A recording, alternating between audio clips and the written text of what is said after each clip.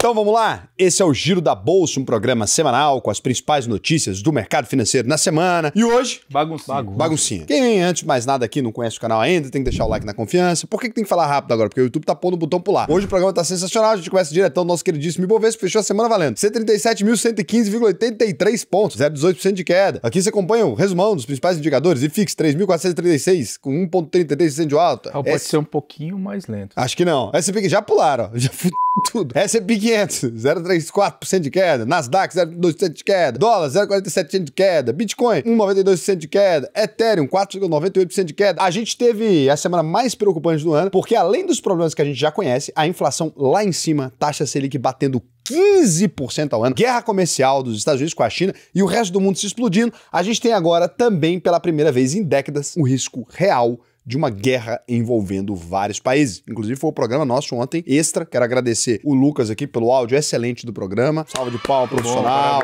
Bom pra caralho. E tudo começou no fim de semana passado, com Israel atacando o Irã com o pretexto de impedir a criação de uma bomba atômica pelo programa nuclear iraniano. E aí foi uma onda de ataques dos dois lados ao longo da semana. Uma chuva de mísseis no céu de Israel, e mesmo com o governo falando que destruiu a maioria dos lançadores de mísseis balísticos do Irã, várias áreas urbanas foram atingidas, inclusive condomínios, o comércio e até um hospital no sul de Israel. A coisa ficou feia. O ministro da Defesa israelense disse que o líder supremo do Irã não pode seguir existindo, ou seja, tem que desviver. E que ataques em Teherã e em outras cidades iranianas já tinham eliminado pelo menos 13 militares iranianos de alto escalão. Trump saiu às pressas da reunião do G7 para conversar com o gabinete de crise, de guerra. Disse que os Estados Unidos não iam se envolver, mandou tirar as tropas de lá, mas de cara pediu para a população deixar o Teherã. Depois, o Irã subiu o tom contra os Estados Unidos e o Trump acabou prometendo dar uma resposta em 2 semanas sobre entrar ou não na guerra.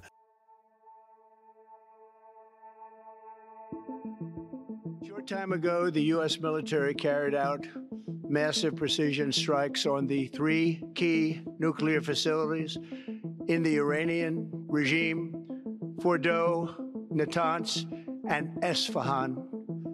Everybody heard those names for years as they built this horribly destructive enterprise.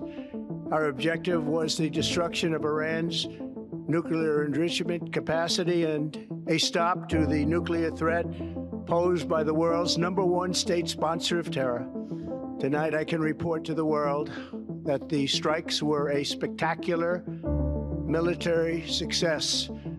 Iran's key nuclear enrichment facilities have been completely and totally obliterated. O secretário dos Estados Unidos já tinha falado que os militares têm um plano preparado para atacar o Irã e que os Estados Unidos não vão abrir mão de um acordo nuclear para impedir que o regime iraniano construa uma bomba atômica. O chanceler do Irã disse que quer cessar fogo para negociar e também falou com representantes europeus em Genebra para achar uma solução que seja pacífica. Os líderes do G7 pediram um fim das tensões entre os dois países, mas tanto o presidente Putin, da Rússia, quanto Xi Jinping, da China, condenaram os ataques de Israel, que coloca as coisas bem claras aqui, né? No caso de agravamento de guerra, a gente teria essas duas forças de um lado e Israel, Estados Unidos e Arábia Saudita do outro. E um ponto comum do interesse de todos esses países, dos dois lados, né, é o petróleo. O Irã ameaçou fechar o Estreito de Hormuz, por onde passam mais de 20% do petróleo mundial que é extraído no Oriente Médio. E é claro que isso acabou fazendo o preço do petróleo Brent disparar, saindo de 65 para 77 dólares em pouco mais de uma semana. E uma curiosidade aí é que nesse tipo de situação de risco de guerra,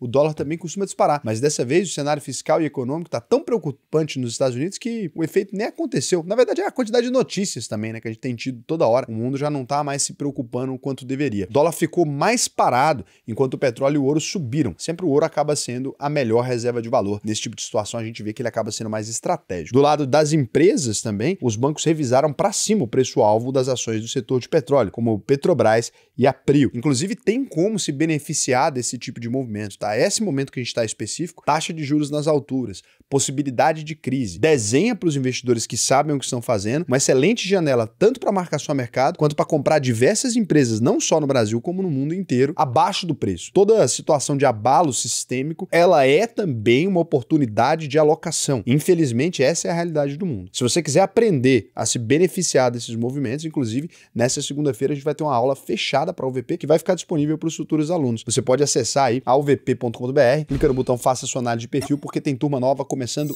ainda esta semana, tá? No início dessa semana aí, a gente já vai começar uma turma nova. Já vai lá, se inscreve que você vai conseguir começar na turma que tá começando agora. E turma de junho, julho aí, é sempre uma delicinha, porque férias de criança, muitos pais não gostam de entrar nessas turmas aí, porque vão ter que viajar com as crias, e você aí que vai conseguir ter tempo para estudar nesse momento, é muito bacana para você. Esse cenário de incerteza lá nos Estados Unidos tem feito o Banco Central americano pisar no freio. E pela quarta vez seguida, o Federal Reserve manteve os juros como eles estavam, entre 4,25% e 4,50% ao ano. Sem aumentar, mas também sem fazer nenhum corte. Isso deixou o Trump chateadinho.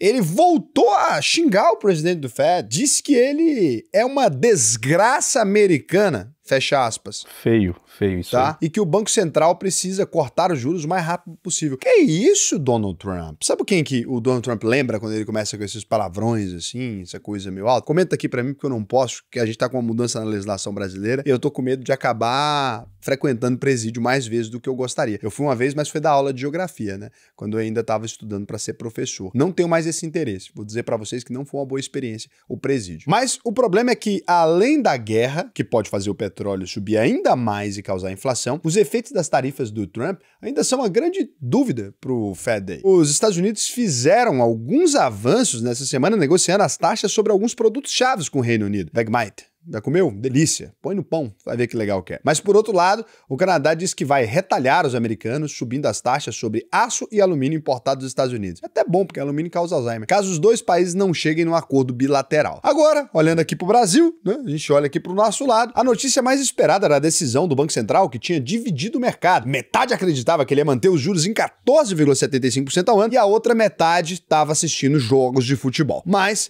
essa outra metade que assistia jogos de futebol, disse que o Copom ia subir para 15%, né, a Selic, o que não acontecia desde 2006, faz 20 anos, e a gente voltou a ter o segundo maior juro real do mundo. E só não é maior porque o Haddad está de férias. Deixa ele voltar de férias, vocês vão ver se a gente não ganha isso aqui. Porque ele adiantou as férias em estratégia. Cara, pior que ele é obrigado, né? Isso aí foi até uma injustiça que fizeram com o Andrade, porque ele é obrigado a tirar férias, você sabe, né? Por lei ele é obrigado a tirar férias, mas aí a manchete era tipo, Haddad sai de férias. Em meio a... Abandono o barco. A crise, Haddad sai de férias. Pô, a Haddad foi para Aruba, pô. Ela tava ali de boa, o mundo estourando, inflação, caralho.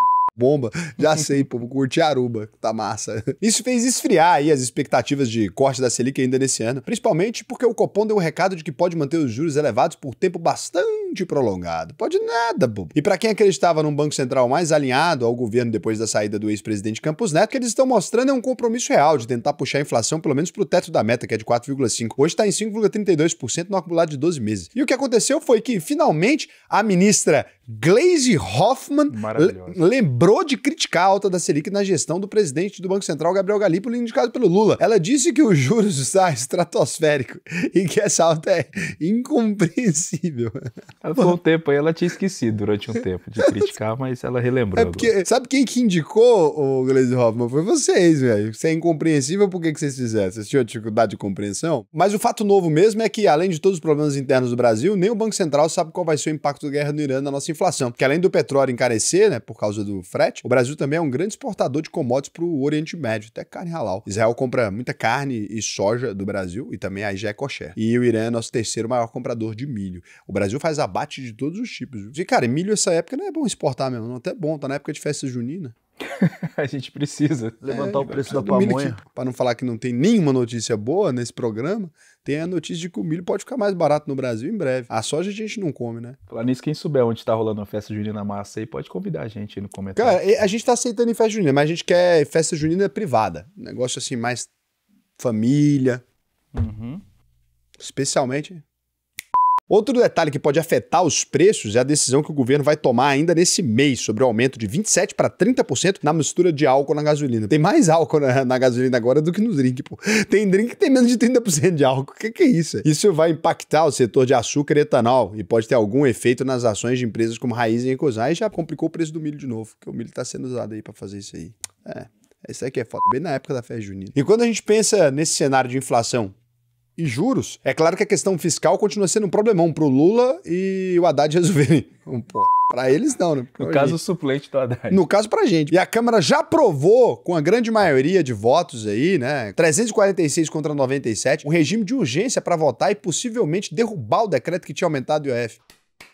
Mas aí esse mesmo Congresso acabou de derrubar um veto do Lula que impedia a correção dos valores do fundo partidário desde 2016. Ixi Maria, fez uma boa, fez uma ruim. O que na prática significa mais de 165 milhões de reais para os nossos excelentíssimos parlamentares gastarem em 2026. Quantas assinaturas precisa para criar um partido mesmo? Eu não sei não, mas vou começar a coletar. Sabe o que a gente pode fazer? Se vocês apoiarem aqui, a gente pode criar um partido chamado Fundão. Daí a gente constitui um partido e simplesmente a gente sai candidato para não ganhar e pegar o fundo. E aí, pra aumentar o tamanho do fundo, a gente pega os políticos que já ganham mesmo, que vai aceitar vir pro nosso lado, porque é só pagar, eles vêm. A gente coloca o político que já ganha ali dentro e pega o fundo e divide com a galera. Pelo menos seríamos honestos, né? Sim, a gente vai chamar Fundão. Partido do Fundão Nacional. Nessa semana, o Congresso também criou a CPI mista para investigar as fraudes do INSS. E o Lula reconheceu que isso tá pegando muito mal pra imagem do governo. Tá indo ladeira abaixo. Que isso, Lula? Desmotiva não. Calma. Deixa a peteca cair ainda não. Ainda dá pra dar a última petecada. A última pesquisa do CNT mostrou que só 40% da população tá apoiando o presidente. Dados falsos, claramente de uma imprensa golpista. Vocês sabem que vocês estão elegendo o Ciro Gomes, né? Eu não queria falar nada não, mas se as manchetes continuarem nesse ritmo, ele virou profeta. Tudo que ele fala ele acerta. Então assim, isso aqui na verdade, eles pararam de fazer pesquisa com o nome do Ciro porque eles perceberam que ia dar merda. Se ficar lançando pesquisa com o nome do Ciro toda hora e se ele animar, essa bimbada é dele. Que agora não tem quem ganha dele. Não tem. Que o Bolsonaro disse que pode apoiar o Tarcísio, né? Cara, o Bolsonaro, se ele não escolher logo esse apoio dele aí, ele vai complicar a vida dele. Porque o povo já tá ficando chateado, porque fica fazendo piadinha com o Xandão lá e perdeu uns 15% da base dele naquilo ali, né? Eu gostaria de convidá-lo para ser meu vice em 26. É isso aí. Ah, mas tem que entender a estratégia. Eu sei, tô falando que a estratégia dele pra sair da cadeia é boa, mas o problema é que isso aí pra base soou mal, né, cara? Então, e eu votaria nessa chapa, hein? Bolsa ou Xandão?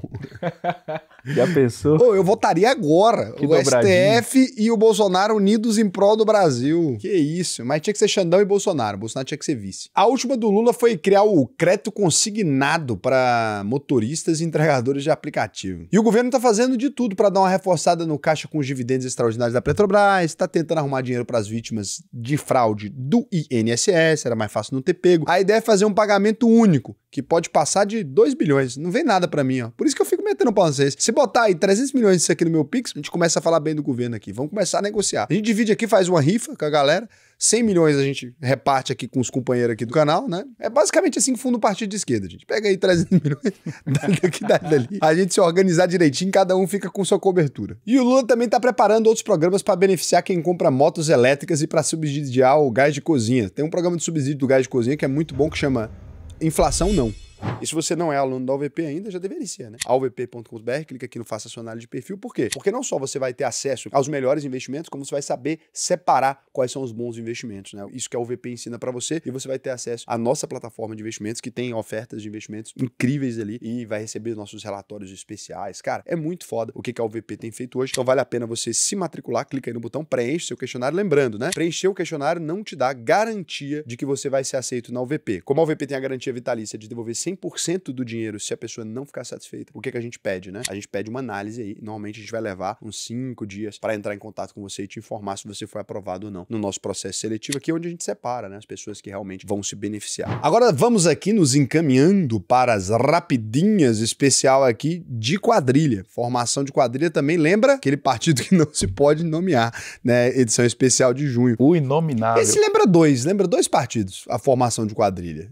Me vem na mente, um mais organizado, estruturado, o outro um pouco mais desorganizado. Comenta aí, qual que é o organizado e qual que é o desorganizado? Eu acho que não tem nada a ver com isso aí, rapidinho. Né? Tem não, rapidinho é uma notícia que não é nem relevante ao ponto de ganhar o destaque, nem relevante ao ponto de ficar fora do programa. Inclusive, se você quiser ir no meu aniversário, comenta aí que a gente tá convidando o pessoal. Se quiser participar do meu aniversário, tá lá no meu Instagram como. E as ações da Uzi Minas caíram forte na semana, com o cenário externo e com o corte na recomendação feito pelos analistas do Itaú. Se eles fossem bom mesmo, não tinha comprado esse peito. Na contramão, a Embraer voltou a disparar depois de confirmar um pedido de 60 jatos para a Americanas SkyWest Airlines. Então, Embraer Aquela, R$ 72,53, 5,78% de alta. Daqui a pouco vai ter que explitar do tanto que sobe. É um jato. Use Minas, R$ 4,40, 11,11% de queda, porque nem tudo é bom também. O JP Morgan recomendou cautela dos investidores, mesmo depois das ações do Banco do Brasil caírem quase 30% devido ao resultado do primeiro trimestre. Pode comprar, porque toda vez que ele fala, já o Conselho de Administração do Bradesco aprovou o pagamento aos acionistas de 3 bilhões de juros sobre capital próprio, JCP. E a JBS elegeu por unanimidade Wesley Batista como presidente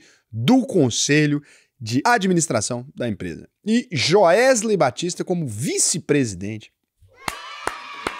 Na mesma reunião foi aprovada a reforma integral do Estatuto Social da companhia. O ex-antigo Twitter quer se tornar um super aplicativo com o lançamento de cartão de crédito próprio e um sistema de integração financeira indonesiana. Ah, para! Você não consegue nem ter o nome de quem tá postando essa merda, Elon Musk. Mas a pior notícia pro dono da plataforma foi a explosão de um foguete da SpaceX durante teste no Texas. É bom que cartão não explode, que ele tentou minimizar dizendo que foi só um arranhão. Mas arranha. E pra fechar o programa, a gente traz uma notícia realmente relevante. Essa é relevante mesmo. Brasileirão Série C. O Náutico ganhou do Maringá. Boa. CSA deu pau no Floresta. E teve uma notícia menos relevante aí também pro futebol, foi que o Botafogo bateu o todo-poderoso PSG e o Flamengo ganhou do Chelsea. Não ganhou não, ele deu um baile. Que baile? Não teve dança nenhum, é jogo, futebol, menino. Vocês viram que lá no conflito de Israel, quando explodiram agora a usina nuclear, aí o Ayatollah disse que durante essa noite o mundo inteiro ia se surpreender que ia ter algo que nunca o mundo viu.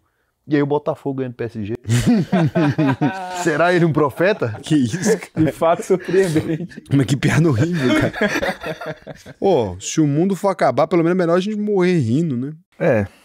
É só o que nos resta. Pessoal, a gente espera aí que as coisas fiquem bem. Espero que tenha servido isso aqui para te aliviar um pouco dessas notícias ruins, né? O momento é crítico, né? Esperamos o melhor para todo mundo. Assiste o vídeo de ontem que foi bem mais sério e relevante sobre esse tema. Nas contas, a gente só quer o seu melhor.